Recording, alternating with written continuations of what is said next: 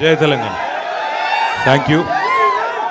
గౌరవనీయులు పెద్దలు మాజీ మంత్రివర్యులు మహేశ్వరం శాసనసభ్యురాలు అక్క శ్రీమతి సబితా ఇంద్రారెడ్డి గారు, తమ్ముడు కాబోయే రాజేంద్రనగర్ శాసనసభ్యులు తమ్ముడు కార్తిక్ రెడ్డి గారు, గౌరవ మాజీ ఎమ్మెల్యే వికారాబాద్ జిల్లా పార్టీ అధ్యక్షులు ఆనంద్ గారు, గౌరవనీయులు కృష్ణారెడ్డి గారు, ఈరోజు మరి బండ్లగూడ జాగీర్ మేయర్గా ఉండి అధికార పార్టీలో ఉండి ఇంకా 3 సంవత్సరాలు అవసరమైతే అధికారంలో ఉండి కొన్ని పనులు చేసుకునే అవకాశం ఉన్నా అవన్నీ కాదు, నేను ఖచ్చితంగా న్యాయం వైపు ఉంటా, ధర్మం వైపు ఉంటా, మళ్ళీ కేసీఆరే రావాలి అని చెప్పి తిరిగి మాతో తోడైన మా తమ్ముడు ప్రేమ్ గారు, వారి శ్రీమతి చెల్లెలు లతా గారు, అట్లాగే యాదన్న గారు. యాదన్న, నువ్వు కన్నీళ్ళు పెట్టుకున్నావు, అది మంచిది కాదు. ఎందుకంటే ఏడిపియాలి కానీ మనం ఏడవద్దు. ఏడిపియాలి, నువ్వు కాంగ్రెస్లో ఏడిపియాలి. తప్పకుండా టైం వచ్చినప్పుడు అది కూడా చేద్దాం. అట్లాగే మా వెంకటేశ్వర రెడ్డి గారు, నాగేంద్ర గౌడ్ గారు, అబ్దుల్ ముఖీ చందా గారు, వేదిక పైన అన్న దేవుని ఎర్రవెల్లి నుంచి వచ్చిన శ్యామలయ్య గారు, అట్లాగే జంగయ్య గారు, ఇంకా దబీల్పూర్ నుంచి మహేశ్వరం నియోజకవర్గం దబీల్పూర్ నుంచి వచ్చిన బీజేపీ సోదరులు, మా అక్క నేతృత్వంలో వచ్చిన వారికి, పత్రికా మిత్రులకు అందరికీ పేరు పేరున నమస్కారం. మనము గత 10 ఏళ్ళుగా కేసీఆర్ గారి నాయకత్వంలో రాష్ట్రం సాధించుకున్న తర్వాత ఒక తదేక దీక్షలాగా, ఎందుకంటే మనం కష్టపడి సాధించిన రాష్ట్రం కాబట్టి, కష్టపడి తెచ్చిన రాష్ట్రం కాబట్టి, ప్రజలు పోరాటాలతో త్యాగాలతో సాధించుకున్న రాష్ట్రం కాబట్టి ఇష్టంతో పనిచేసినాం తప్ప మనం ఏదో మెహర్బానీ కోసం పని చేయలేదు. ఒక్కొక్క రంగాన్ని కేసీఆర్ గారు సొంత ఇల్లు ఎట్లా అయితే చక్కదిద్దుతారో అట్లా ఒక్కొక్క రంగాన్ని చక్కదిద్దుతూ వచ్చినారు. మీకు గుర్తుండాలి, ఎందుకంటే ఇవాళ మనుషులకి మనకు ఒక వరం ఉంది, ఒక శాపం కూడా ఉంది. దాని పేరు మతిమరుపు. అప్పుడప్పుడు మతిమరుపు అనేది ఒక రకంగా మంచిది, ఒక రకంగా చెడ్డది. మంచిది ఎప్పుడు మన వాళ్ళు ఎవరైనా దగ్గర వాళ్ళు పోయినప్పుడో లేకపోతే ఏదైనా బాధ కలిగినప్పుడో మర్చిపోవాలంటే టైం పడుతుంది. మరి మర్చిపోతేనే మనిషి ముందుకు పోగలుగుతాడు, అప్పుడు అది మంచిది. కానీ చెడ్డది ఎప్పుడు అంటే మరి చేసిన మంచిని కూడా, చూసిన మంచిని చేసిన మంచిని కూడా మర్చిపోయే పరిస్థితి కూడా వస్తుంది. ఒకసారి గుర్తు తెచ్చుకోవాలి. అందుకే 2014కు పూర్వం హైదరాబాద్ మహానగరంలో, మన రాజేంద్ర నగర్లో కావచ్చు, మన మహానగరంలో కావచ్చు, కరెంటు పరిస్థితి ఏంది ఒక్కసారి గుర్తు తెచ్చుకోండి. ఏ అపార్ట్మెంట్కి పోయినా, ఏ ఇంటికి పోయినా జనరేటర్లు, ఇన్వర్టర్లు లేని పరిస్థితి ఆనాడు ఉండేనా గుర్తు తెచ్చుకోండి. వారంలో 3 రోజులు పరిశ్రమలకు పవర్ హాలిడేలు, రోజుకి 6 నుంచి 9 గంటలు కరెంటు కోతలు. అది గ్రామాల్లోనే కాదు, హైదరాబాద్తో సహా అన్ని చోట్ల కరెంటు కోతలు. కానీ కేసీఆర్ గారు వచ్చిన తర్వాత కేవలం 6 నుంచి 9 నెలల్లో బ్రహ్మాండంగా కరెంటు సమస్యను పరిష్కారం చేసి 60 సంవత్సరాల్లో పరిష్కారం కాని సమస్యను 6 నుంచి 9 నెలల్లో పరిష్కారం చేసిన నాయకుడు కేసీఆర్ గారు. మంచినీళ్ళ విషయమే తీసుకుంటే ఎస్, గతంలో కొంత ప్రయత్నాలు జరిగినాయి. కానీ కేసీఆర్ గారు వచ్చిన తర్వాతనే రాష్ట్ర వ్యాప్తంగా ఒక మారుమూల పల్లె కావచ్చు, తాండా కావచ్చు, గిరిజన గూడెం కావచ్చు, లేదా విశ్వనగరం హైదరాబాద్ కావచ్చు, మంచినీళ్ళ సమస్యను 90 నుంచి 95% మనం దాన్ని కూడా పరిష్కారం చేసుకోగలిగినాం. అట్లాగే ఒక్కొక్కటి ప్లానింగ్తో, విజన్తో వాళ్ళ బహుశా భారతదేశంలో ఎక్కడ ఏ రాష్ట్రంలో కూడా తెలంగాణలో ఉన్న లాంటి గ్రామాలు లేవు. ప్రతి గ్రామంలో ఒక ట్రాక్టరు, ప్రతి గ్రామంలో ఒక ట్యాంకరు, ప్రతి గ్రామంలో ఒక వైకుంఠ ధామం, ఒక డంపింగ్ యార్డు, ఈ రకంగా ప్రతి గ్రామంలో ఒక పల్లె ప్రకృతి వనం, ఇంటింటికి నల్లా నీళ్లు, ప్రతి గ్రామంలో చెట్లు, హరితహారం పేరిట ఒక పద్ధతి ప్రకారం, ఒక ప్రణాళిక ప్రకారం ఒక ఇల్లు కడితే సొంత పని చేసుకుంటే ఎంత శ్రద్ధగా చేసుకుంటామో అంత శ్రద్ధగా 10 ఏళ్ళు పనిచేసినాం. ఆ క్రమంలోనే రాజేంద్ర నగర్లో ఇప్పుడే తమ్ముడు కార్తిక్ రెడ్డి గారు చెప్పినట్టుగా ఎన్నో పనులు చేసినాం. ఎవరి కోసమో చేయలేదు, ఓట్ల కోసమో, గెలుపు కోసమో, ప్రకాష్ గౌడ్ కోసమో చేయలేదు. పని చేసింది ప్రజల కోసం, మన రాష్ట్రం కోసం, మన ప్రాంతం బాగుండాలన్న ప్రేమతో చేసినాం. అది గండిపేటలో పార్కును బాగా చేసుకునేది కావచ్చు, అట్లాగే ఆ సైకిల్ ట్రాక్ ఏదైతే ఈరోజు భారతదేశంలోనే చర్చనీయాంశంగా మారిన ఆ సైకిల్ ట్రాక్ కావచ్చు, లేదా మీకు గుర్తుండాలి, కరోనా సమయంలో దేశంలో కార్మికులందరూ పారిపోయినారు, ఎక్కడికక్కడ బిల్డింగ్లన్నీ ఆగిపోయినాయి. ఆ టైంలో కూడా పట్టుబట్టి కార్మికులు ఆ రోజు కరోనాకు భయపడుతుంటే కూడా లేబర్ క్యాంపులకు పోయి వాళ్ళని బతిమలాడి దండం పెట్టి, అయ్యా మీరు పోవద్దు, ఇక్కడనే ఉండాలని రిక్వెస్ట్ చేసి హైదరాబాదులో కొత్తగా దాదాపు 40 లింక్ రోడ్లు ఏర్పాటు చేసిన ఘనత మన కేసీఆర్ గారి నాయకత్వాన్ని. అట్లా పనిచేసినాం మనం. ఎందుకంటే ఎంతసేపు ఎన్నికలు, ఓడుడు, గెలుసుడు, అధికారము, ప్రతిపక్షము, ఇది కాదు. అధికారం ఇచ్చినప్పుడు నువ్వేం చేసినావు అన్నది లెక్క. అధికారం ప్రజలు ఇస్తే ఏం చేసినావు నువ్వు అనేది ప్రజలు గుర్తుపెట్టుకుంటారు. ఇలా కేసీఆర్ గారు ప్రజలకి కనబడక, ఎక్కువగా ప్రజల్లో తిరగక, అంటే 1-2 సందర్భాల్లో వచ్చినారు సార్, కానీ ఎక్కువ తిరగలేదు. 2 ఏళ్ళు అయింది ఓడిపోయిన తర్వాత. కానీ ఎంత మిస్ అవుతున్నారు కేసీఆర్ గారిని ప్రజలు అనేది ఇవాళ మీరు ఎక్కడ సోషల్ మీడియాలో చూసినా మీకు కనబడుతుంది. ఒక్కసారి కేసీఆర్ గారు కనబడితే ధైర్యం వస్తుంది, ఒక్కసారి కేసీఆర్ గారు మాట్లాడితే ధైర్యం వస్తుంది అనే పరిస్థితి. ఎందుకు గుర్తొస్తున్నారు కేసీఆర్ అంటే ఆయన చేసిన పనులు, ఆయన చేసిన మంచి. ఒక్కటి గుర్తుపెట్టుకోండి. ఇప్పుడు తమ్ముడు ఒక మాట అన్నాడు కార్తిక్. కేసీఆర్ గారు ప్రభుత్వంలో 2014లో ఆనాడు బాధ్యత తీసుకున్నప్పుడు ఈ రాష్ట్రంలో భూముల విలువ ఎంత, ఆయన దిగిపోయిన నాడు 2023 డిసెంబర్లో మరి మన సంపద ఎంత, భూముల విలువ ఎంత. ఆనాడు ఒక్కొక్క చోట, నేను హైదరాబాద్ గురించి మాట్లాడలేదు, ఎక్కడో ఆదిలాబాద్ కావచ్చు, అలంపూర్ కావచ్చు, కోదాడ కావచ్చు, నారాయణఖేడ్ కావచ్చు, మారుమూల ప్రాంతాలు కావచ్చు, అక్కడ కూడా 5 లక్షల రూపాయల విలువ ఉన్న ఎకరం ఉన్న పొలం కేసీఆర్ వచ్చిన తర్వాత కరెంట్ ఇచ్చి, నీళ్ళిచ్చి, వ్యవసాయం బాగయి, అద్భుతమైన పథకాలు తీసుకొస్తే 5 లక్షల ఎకరం ఉన్న పొలం దాదాపు 50 లక్షలైంది, 25 లక్షలైంది, 30 లక్షలైంది. ప్రజల సంపద పెరిగింది. ఏమైంది దానివల్ల? సంపద పెరిగితే ధైర్యం వచ్చింది. ఒక 4 ఎకరాలు ఉంటే ఒక పెద్ద మనిషికి, ఒక రైతుకి, నాకు ₹1 కోటి ఉన్నట్టుగా ఫీల్ అయ్యిండు. నాకేమన్నా అయితే నా కుటుంబం రోడ్డు మీద పడదు, నా కుటుంబానికి, నా భార్య పిల్లలకు డోకలేదు, మంచిగుంటారు వాళ్ళు. కొడుకు ఏదైనా వ్యాపారం పెట్టుకుంటే 1 ఎకరం అమ్మి పైసలు ఇస్తా, బిడ్డ పెళ్ళి అయితే 1 ఎకరం అమ్మి చేస్తా, ఈ ధైర్యం ఉండేది. సంపద పెరిగింది, ప్రజలది విశ్వాసం పెరిగింది, నమ్మకం పెరిగింది, ధీమా పెరిగింది. మరి ఈరోజు ఏమైంది? 2 ఏళ్లలో ఎట్లా ఉంది పరిస్థితి? నాకంటే బాగా మీకే తెలుసు. వాళ్ళ మార్కెట్లో డబ్బులు లేవు. ఎక్కడికక్కడ రాష్ట్రం మొత్తంలో ఈరోజు పరిస్థితి ఏంది? ఎక్కడికక్కడ రియల్ ఎస్టేట్ స్తంభించిపోయిన పరిస్థితి. ముఖ్యమంత్రి గారికి నేను ఇట్లా మాట్లాడితే ఇబ్బంది అనిపించవచ్చు, వాస్తవాలు చెప్తే వాళ్ళకి ఇబ్బంది అనిపించవచ్చు. ఎందుకంటే అలవిగాని హామీలు ఇచ్చి, అడ్డమైన అబద్ధాలు చెప్పి ఇవాళ ప్రజల్ని మోసం చేసి అధికారంలో కూర్చున్నారు. ప్రజలకి అరిచేతిలో వైకుంఠం చూపెట్టినారు. ఏమన్నారు? కేసీఆర్ గారు ₹1,00,000 ఇస్తున్నారు కదా, ఆడపిల్లలు పెళ్లి చేసుకుంటే నేను దాని మీదకెళ్ళి తులం బంగారం ఇస్తా అన్నాడు. ఇచ్చిండా మరి బంగారం? నేను ఆ రోజే చెప్పిన, ఇది బంగారం ఇచ్చే బ్యాచ్ కాదు, పుస్తలతాడు ఎత్తుకపోయే బ్యాచ్ అని చెప్పిన. మనోళ్ళు హైదరాబాద్ వాళ్ళు విన్నారు, ఊర్లల్లో ఆగమైంది.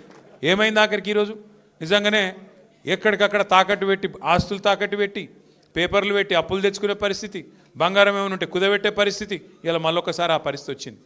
రేవంత్ రెడ్డి గారు కాకపోతే నిజాయితీ గల్లోడు, ఆయన చాలా నిజాయితీ గల్ల మోసగాడు. ఆయన నిజం చెప్పిండు, వెనకటి రోజులు మళ్ళా తెస్తా అని చెప్పిండు, నిజంగానే తెచ్చిండు. వెనకటి రోజులలో ఎట్లుండే, మళ్ళీ కరెంటు కోతలు, మళ్ళీ యూరియా కోసం లైన్లు, మళ్ళా రోడ్డు మీద దొమ్మీలు, అవన్నీ మళ్ళీ వచ్చినాయి. ఆయన నిజాయితీగానే చెప్పిండు. ఇంకోటి ఆయన ఏం చెప్పిండు మీకు యాదికుండాల, పాపం ప్రజలు మోసగాళ్ళనే నమ్ముతారు, మోసం చేసేటోళ్ళనే నమ్ముతారు అని చెప్పిండు. నిజంగానే మోసం చేసిండు. 6 గ్యారెంటీలోని గారడీ చేసిండు. 6 గ్యారెంటీలు మా రాహుల్ గాంధీ చెప్తున్నాడు, మా సోనియా గాంధీ చెప్తున్నది అని రాహుల్ గాంధీ మీద ఒట్టు పెట్టిండు, సోనియా గాంధీ మీద ఒట్టు పెట్టిండు, దేవుళ్ళ మీద ఒట్టు పెట్టిండు. ఆఖరికి ఇంతమంది మీద ఒట్లు పెడితే నిజంగానే జనం నమ్మిండ్రు. ఏమన్నాడు కేసీఆర్ గారు? అయితే ముసలవ్వకి ఇస్తున్నాడు, లేదా ముసలి అయ్యకి ఇస్తున్నాడు 2000 పెన్షన్, నేను ఇద్దరికి ఇస్తా, 4000 పెన్షన్ ఇస్తా, డబల్ ఇస్తా, ఇద్దరికి ఇస్తా అన్నాడు. ఆఖరికి ఆ ముసలోళ్ళకు కూడా మోసం చేసి 4000 పెన్షన్ దేవుడెరుగు, ఆ 2000 పెన్షన్ కూడా 2 నెలలకు కొట్టిండు అవకాశంటోడు.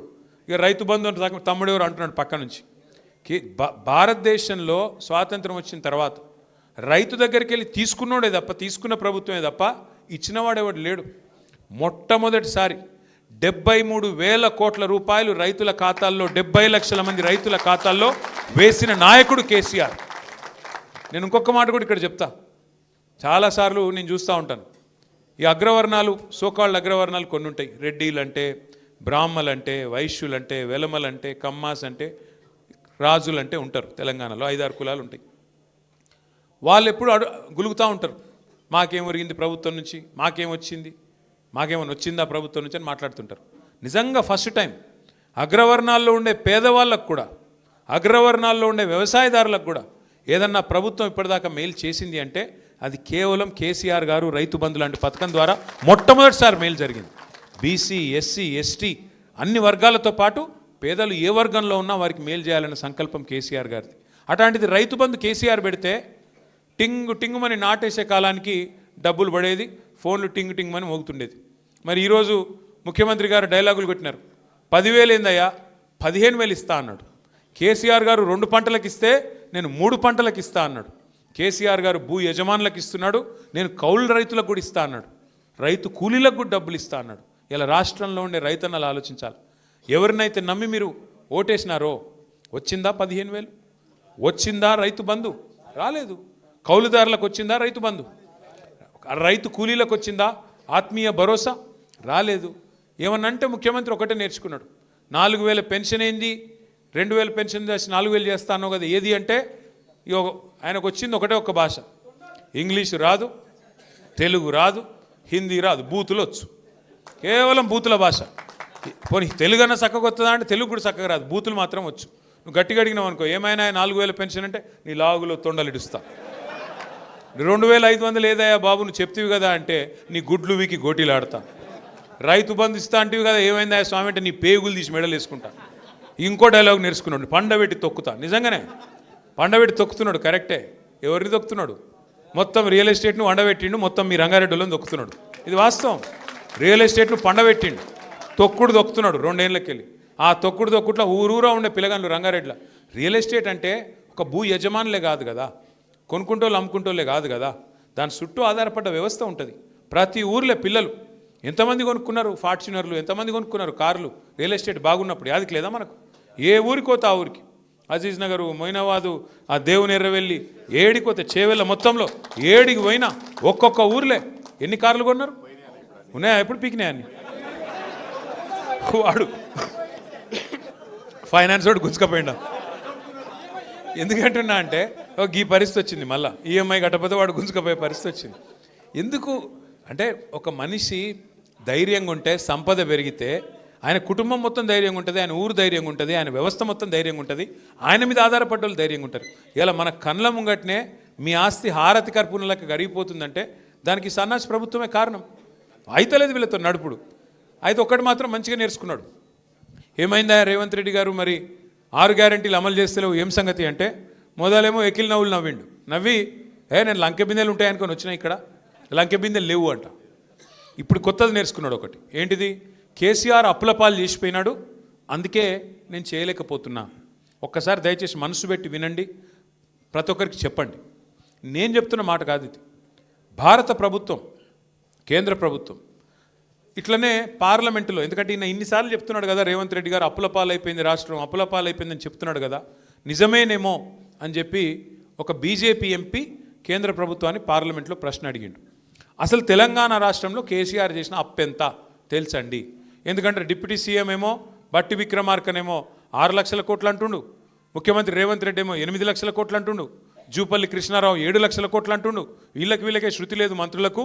అసలు విషయం ఏంది చెప్పండి అని ఒక బీజేపీ ఎంపీ కేంద్ర ప్రభుత్వాన్ని అడిగితే, కేంద్ర ప్రభుత్వం రిజర్వ్ బ్యాంక్ని అడిగింది, కంట్రోలర్ అండ్ ఆడిటర్ జనరల్ని అడిగింది, కాగ్ని అడిగి మొత్తం లెక్కలు తీయమంటే వాళ్ళు మొత్తం హిసాబ్ కితాబ్ చేసి పార్లమెంట్లో సమాధానం చెప్పారు. ఏమని చెప్పిండ్రు? కేసీఆర్ పదవి బాధ్యత తీసుకున్న నాడు జూన్ 2, 2014 ఆ రోజు రాష్ట్రం నెత్తి మీద ఉన్న అప్పు 72,000 కోట్లు. కేసీఆర్ దిగిపోయిన నాడు రాష్ట్రం నెత్తి మీద ఉన్న అప్పు 3,50,000 కోట్లు. అంటే విరాసత్గా వచ్చిన 72,000 కోట్లు తీసేస్తే మరి కేసీఆర్ చేసిన అప్పు ఎంత? 2,80,000 కోట్లు. 352 మైనస్ 72 చేస్తే 2,80,000 కోట్లు. అవును, అప్పు చేసిండు కేసీఆర్. 2,80,000 కోట్లు అప్పు చేసిండు. మరి ఏం చేసిండు? 2,80,000 కోట్లు అప్పు చేసి 73,000 కోట్ల రూపాయలు రైతుల ఖాతాల్లో వేసిండా వేయలేదా? జిల్లాకు ఒక మెడికల్ కాలేజ్, నర్సింగ్ కాలేజ్ పెట్టిండా పెట్టలేదా? 1,022 గురుకుల పాఠశాలలు పెట్టిండా లేదా? కరెంటును బాగు చేసేందుకు 50,000 కోట్లు ఖర్చు పెట్టి కరెంటును బాగా చేయలేదా? అట్లాగే 40,000 కోట్లు ఖర్చు పెట్టి ఇంటింటికి తాగునీరు ఇయ్యలేదా? మరి ఇన్ని పనులు చేసిండు కేసీఆర్ గారు. 1,00,000 డబుల్ బెడ్రూమ్ ఇల్లు కట్టిండు హైదరాబాద్లో. ఇవన్నీ మన కళ్ళ ముంగట కనబడతలేవు. ఇప్పుడు కొల్లూరు ఓంగ, అహ్మద్గూడ ఓంగ, మొత్తం చుట్టూ తిరగంగా 1,00,000 డబుల్ బెడ్రూమ్ ఇల్లు మీ కళ్ళకు కనబడుతున్నాయి. మరి కేసీఆర్ ఏం చేసిండు అంటే 200 పెన్షన్ 2,000 చేసిండు, 200 పెన్షన్ను 2,000 చేసిండు. 15 లక్షల మంది ఆడపిల్లలకు 1,00,000 రూపాయలు ఇచ్చి పెళ్లి చేసిండు. 15 లక్షల మంది ఆడపిల్లలకు కేసీఆర్ కిట్ ఇచ్చిండు. ఆడపిల్ల పుడితే 13,000 ఇచ్చిండు, మగపిల్లగాడ పుడితే 12,000 ఇచ్చిండు. నువ్వేం చేసినావో చెప్పు జరా. 2 ఏళ్ళే కదా నువ్వు వచ్చి. ఒక్క ఇటుక పెట్టినావా ఎక్కడన్నా? ఒక్క పొక్క తవ్వినావా ఎక్కడన్నా? ఒక్క మనిషికి సాయం చేసినవా? ఒక్క కొత్త పని పథకం మొదలు పెట్టినవా? ఒక్క ఇందిరమ్మ ఇండ్లు అంటాడు. హైదరాబాద్లో ఒక ఇందిరమ్మ ఇల్లు కట్టినవా? చూపెడతావా ఎక్కడన్నా? 2 ఏళ్ళు సరిపోలేదా మరి? అందుకే నేను అంటున్నా, బండ్లగూడలో బండ్లగూడలో ఏమైనా కట్టిండా అని అడుగుతుంది అక్క. ఆయన కట్టేటోడు కాదక్క, కూలగొట్టేటోడు. ఆయన కూలగొట్టేటోడు. హైడ్రా అని చెప్పి గరీబోళ్ళ ఇళ్ళ మీద పడి కూలగొడతాడు. మరి అదే పట్నం మహేందర్ బిల్డింగ్ కనబడతలేదా కొత్తవాళ్ళగూడ చెరువు మధ్యలో? ఆ చెరువులో మధ్యలో కట్టింది ఆ గెస్ట్ హౌస్ హిమాయత్ సాగర్లో. మరి దాని ఎందుకు కూలగొడతలేడు? గరీబోళ్ళదేమో అల్కగా దొరుకుతారట, హైడ్రా బీడ్రా అని వచ్చి కొడతారు. మరి ఆయనది కనబడది. ఇప్పుడు హిమాయత్ సాగర్ చెరువు దగ్గర కోదంప, కేవీపీ రామచంద్రరావు లేదాడ, వివేక్ వెంకటస్వామిది లేదు మంత్రిది. మరి ఈ పెద్ద పెద్ద సిపాయిలదేమో కనబడతలేవా మీకు? అంటే గరీబోడేమో పొంగులేటి శ్రీనివాసరెడ్డి లేదా? నేను అదే అంటున్నా. మరి గరీబోళ్ళేమో అల్కకు దొరుకుతారు నీకు. పెద్ద పెద్ద మూసీకి అడ్డం కడుతున్నాడు నార్సింగిలా, మూసీకి అడ్డం కడుతున్నాడు ఒక ఆయన పెద్ద బిల్డింగ్. ఏందిరా అంటే 50 కోట్లు ఇచ్చిండట లంచం, చూసుకోపో అని చెప్పి ఆయన చేసుకుంటారు. ఒక గట్లు ఉన్నది కథ ఇల్లది. ఇక మీ ఎమ్మెల్యే ఉన్నాడు, ఇక అంటే బాగుండదు. ఇప్పుడు మరి లేడీస్ చాలామంది ఉన్నారు. ఇప్పుడు నాకు తెలిసి 2 లింగాలు ఉంటాయి, అయితే మగోళ్ళు లేకపోతే ఆడోళ్ళు. ఇవాళ ఈ 10 మంది పరిస్థితి ఏంటంటే వాళ్ళు ఎక్కడున్నారో వాళ్ళకి తెలియదు, వాళ్ళు ఏ లింగమో వాళ్ళకే తెలియదు. నువ్వు కాంగ్రెసా బీఆర్ఎస్ చెప్పురా భయ్ అంటే ఆడనేమో కాంగ్రెస్ అట నియోజకవర్గంలో, స్పీకర్ కాడికి రాగానే బీఆర్ఎస్ అట. నేను అడుగుతున్నా, నువ్వు నిజంగా బీఆర్ఎస్ అయితే మరి ప్రేమ్ గౌడ్ ఇక్కడ జాయిన్ అవుతావు, నువ్వే ఆడున్నావు? బీఆర్ఎస్ అయితే ఇక్కడ ఉండాలని లేదా? నువ్వు మరి ఏడున్నావు? ఈ బతుకు అవసరమా? 4 సార్లు గెలుస్తుంది, 40 సార్లు గెలుస్తుంది. అందుకే అంటారు పెద్దలు చెప్తారు, నందేయి పందేయి 100 ఏళ్ళు బతికింది దానికంటే నందేయి 4 ఏళ్ళు బతికింది అని ఏమాట. పంది లెక్క 100 ఏళ్ళు బతికిన దానికంటే నంది లెక్క 4 ఏళ్ళు బతికినా చాలు. ఇప్పుడు జీవితం అంతా అందరం చస్తాం ఏదో ఒక రోజు. బతికిన నాలు ఖదర్తో బతకాలి. చచ్చిపోతే కూడా మంచివాడు చచ్చిపోయిండ్రు అనాలి. చచ్చిపోతే ఈ బద్మాష్గాడు చచ్చిపోయినా ఏం అనుకుంటే కష్టం. గట్లుండాలి. కానీ నేను అడుగుతున్నా, ఇదేంది నాకు అర్థం కాదు. ఏం అభివృద్ధి ఆశించిపోయినావు నువ్వు? రేవంత్ రెడ్డి రాజేంద్ర నగర్లో ఏం చేసిండు? మెట్రో రైలు, మేము గచ్చిబౌలి నుంచి శంషాబాద్కు మెట్రో రైలు మంజూరు చేయడమే కాదు, టెండర్ కంప్లీట్ చేసినాం, పైసలు మొత్తం పోగు చేసినాం, టెండర్ పూర్తయింది. L&T అనే కంపెనీ ఏదైతే మెట్రో కట్టిందో వాళ్ళకే వర్క్ వచ్చింది. సరిగ్గా ఈ పాటికి 2 ఏళ్లలోనే పని పూర్తయి ఈ పాటికి చుక్చుక్ రైలును ఉరుకుతున్నాయి మీ కాడికి. ఎందుకంటే మీ దగ్గర ల్యాండ్ అక్విజిషన్ లేదు, భూసేకరణ లేదు. మంచిగా ORR పక్కెంబడినే తీసినాం తొవ్వ కూడా, అందులోకెళ్ళే పెడితే అయ్యిపోతుండే. ఈ పాటికి 18 నెలలు ఒడిచిపోతుండే, ఈ పాటికి మీకు రైలు కనబడుతుండే. ఈ రైలు రేవంత్ రెడ్డి ఎంత మూర్ఖుడు అంటే ఆయనకు తెలియదే అర్థం కాదు. చెప్తే ఈనాడు ఆయనకు నేను చెప్పిన అసెంబ్లీలో కూడా, అయ్యా నీకు అర్థం కావట్లేదు ముఖ్యమంత్రి గారు, అది ఎయిర్పోర్ట్కు రైలు అంటే ఎయిర్పోర్ట్కు పోయేటోడు ఎక్కడరా అయ్యా? మధ్యలో నర్సింగ్ ఉంటుంది, బద్వేలు ఉంటుంది, మధ్యలో బండ్లగూడు ఉంటుంది, ఆడ ఉండేటోళ్ళు ఉంటారు, ఎక్కేటోళ్ళు దిగేటోళ్ళు ఇటు వచ్చేటోళ్ళు పోయేటోళ్ళు వాళ్ళు కూడా ఎక్కుతారా నాయన? ఓన్లీ ఎయిర్పోర్ట్కి పోయి ఎయిర్పోర్ట్కి వెళ్ళి వచ్చేటోళ్ళు రారు అని చెప్తే మేమే బెబ్బెబ్బే తెలియదు పీకది. అంటే ఇంత అన్యాయమా? రాజేంద్ర నగర్ నియోజకవర్గం బాగుపడుతుందంటే నీకెందుకు బాధ? ఆయనకి ఎవడో చెప్పిండంట రేవంత్ రెడ్డికి, నా భూములు ఉన్నాయంట అందుకోసం నేను రైలు వేసుకున్నా అంట. ఏం చెప్పాలి ఇంకా ఆయన గట్లా ఆలోచిస్తే? దయచేసి నేను మిమ్మల్ని మీకు రిక్వెస్ట్ చేసేది మీ అందరికి కూడా, మనము ఆలోచించుకోవాల్సింది ఒకటే. ఇవాళ పదవులు వస్తాయి పోతాయి, అధికారం కూడా వస్తుంది పోతుంది. అధికారం ఎవరికి శాశ్వతం కాదు. కానీ అధికారంలో ఉన్నప్పుడు ఏం చేసినాం అనేది ప్రజలు గుర్తుపెట్టుకుంటారు. ఇవాళ ప్రజలు కేసీఆర్ గారిని గుర్తు చేసుకుంటున్నారు అంటే, రాజశేఖర రెడ్డి గారిని గుర్తు చేసుకుంటున్నారు అంటే, చంద్రబాబు నాయుడుని గుర్తు చేసుకుంటున్నారు అంటే, ఆ రోజు వాళ్ళు చేసిన పనులు ఇంకా కొన్ని కనబడుతున్నాయి కాబట్టి యాద్ చేసుకుంటున్నారు. నేను రేవంత్ రెడ్డికి చెప్తా ఉన్నా, ఇంకా 3 ఏళ్ళు నీకు పదవి ఉన్నది. ఏమైనా ప్రజలు గుర్తు చేసుకునే మంచి పనులు చేయి, లేకపోతే నేను ఇదివరకు చెప్పినా మళ్ళీ చెప్తున్నా. అప్పుడప్పుడు అంటుంటాడు రేవంత్ రెడ్డి గారు, నన్ను నువ్వు అయ్య పేరు చెప్పుకొని బతుకుతున్నావు అంటాడు. నేను చెప్పిన అవును, మా అయ్య పేరు కేసీఆర్, మా అయ్య గొప్పోడు, రానే రాదనుకున్న తెలంగాణను తెచ్చిన మొగోడు మొనగాడు కేసీఆర్. నేను బరాబర్ చెప్పుకుంటా, తప్పేందుకు అవుతుంది అది? నువ్వు కూడా మంచి పనులు చేయి, నువ్వు కూడా మంచి పనులు చేస్తే నీ మనమడు చెప్పుకుంటాడు రేపటి రోజున. లేకపోతే నువ్వు ఇవే పనులు చేసుకుంటూ పోతే చీ మా తాత మంచివాడు కాదు నేను ఆయన పేరు చెప్పా అంటాడు. ఒక అట్లా అవుతుంది నీ బతుకు. అందుకే ఇంకా 3 ఏళ్ళు ఉన్నది. చేసిన మోసం సాలు, పాలన మీద దృష్టి పెట్టు, 6 గ్యారెంటీల అమలు మీద దృష్టి పెట్టు. మహిళలకు చెప్పినావు 2500 ఇస్తాను ఇయ్యు, ముసలోళ్ళకి చెప్పినావు 4000 ఇస్తాను ఇయ్యి, స్కూటీలు అన్నావు, విద్యా భరోసా కార్డులు అన్నావు, ఫీజులు ఇస్తా అన్నావు, 12500 ఫీజు రీయింబర్స్మెంట్ బాకీ పెట్టినావు. మంచి పనులు చేయి. పిల్లగాళ్ళు దిల్సుఖ్ నగర్లో లొల్లి పెడుతున్నారు, అశోక్ నగర్లో లొల్లి పెడుతున్నారు. నిన్న మొన్న రాహుల్ గాంధీ వచ్చి చెప్పిపోయిండు, 2 ఉద్యోగాలు ఊడగొట్టురు మీరు, కేసీఆర్ది కేటీఆర్ది 2 లక్షల ఉద్యోగాలు ఇస్తా మొదటి సంవత్సరం అని చెప్పిండు. మరి 2 ఏళ్ళు అయిపోయాయి, ఎక్కడ నీ 2 లక్షల ఉద్యోగాలు అని చెప్పి పిల్లలు దిల్సుఖ్ నగర్లో అశోక్ నగర్లో గడబడి చేస్తూ ఉన్నారు. చేతనైతే గా పని చేయి, ఆ పిల్లలను పిలుచుకో. నిన్న వేయండు అక్కడెక్కడనో ఆడ ఏంటది ఆర్టీసీ ఎక్స్ రోడ్లో ఏదో బట్టల షాప్ ఓపెనింగ్కి పిలిచిరట, పోయిండు. ఏదో మాలు పోయిండు. పోతుంటే నేను అడుగుతున్నా, మరి ఇంతపాటి నువ్వు చెప్తున్నావు కదా రేవంత్ రెడ్డి గారు నేను 70,000 ఉద్యోగాలు ఇచ్చినా అని, మరి మధ్యలో ఒక్క నిమిషం అశోక్ నగర్లో ఛాయ్ తాగిపోయినట్టు ఆ పిల్లగాళ్ళ అక్కడికి పోయి ఆడ పోయి కూర్చొని ఏం తమ్మి మరి 70,000 ఉద్యోగాలు ఇచ్చినా ఎందుకు లోళ్ళు పెడుతుర్రా తమ్మి మీరు అని మాట్లాడే ధైర్యం లేదా? ఎందుకంటే నీకు తెలుసు నువ్వు 70,000 ఉద్యోగాలు ఇచ్చింది వాస్తవం కాదు, నువ్వు ఇచ్చింది 10,000 కూడా కాదు. అన్ని కేసీఆర్ గారు ఇచ్చిన ఉద్యోగాలకు నువ్వు కాగితాలు ఇచ్చి దానికి కూడా పోజులు కొట్టి ఇలా అబద్ధాలు చెప్తే అబద్ధాలు ఎల్లకాలం నడువయి.